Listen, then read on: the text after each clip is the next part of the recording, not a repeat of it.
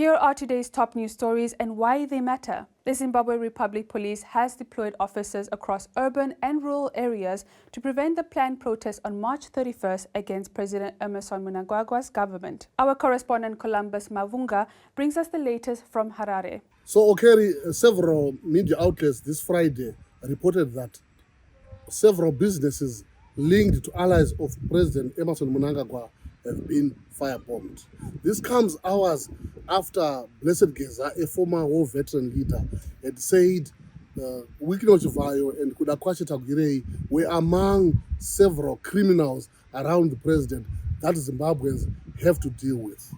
The protests are set for Monday, are led by Geza, a senior ZANU-PF official who was recently expelled.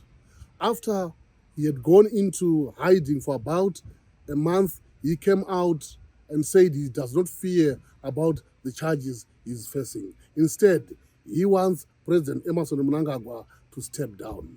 Geza's actions have unsettled the government, with the president demoting the head of the army this week ahead of the protest on Monday. Although Zimbabwe's constitution allows citizens to demonstrate or present petitions, protesting in Zimbabwe is heavily stifled, with many fearing detention.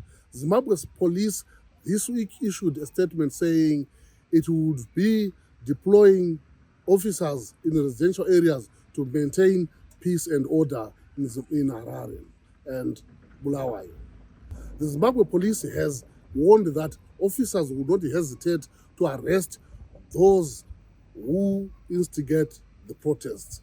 It is yet to be seen if Zimbabweans will take to the streets next Monday for the protests or not. Thank you, Columbus. The Sudanese army announced it had fully seized control of the capital Khartoum a week after recapturing the presidential palace from rival paramilitaries. Army spokesperson Nabil Abdullah said late Thursday that forces had eliminated the last pockets of the rapid support forces in the capital.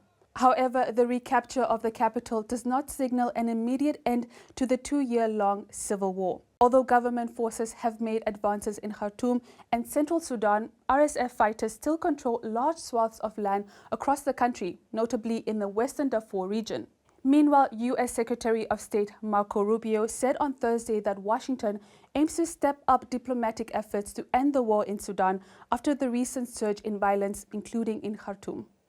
And finally, Russian President Vladimir Putin has suggested a transitional governance in Ukraine with support from UN to pave the way towards talks to end the conflict. Putin's comments come after European leaders agreed to put more pressure to secure peace in Ukraine. The Russian president said the government would be supervised by the UN until an election could be held to hand over power to what he calls a capable government. During a meeting held in Paris this week, UK Prime Minister Keir Starmer accused Vladimir Putin of playing games and playing for time. Starmer argued for a deadline to broker a ceasefire deal and said Europe must go further to support the peace process, including increasing sanctions. As talks continue, so does the war.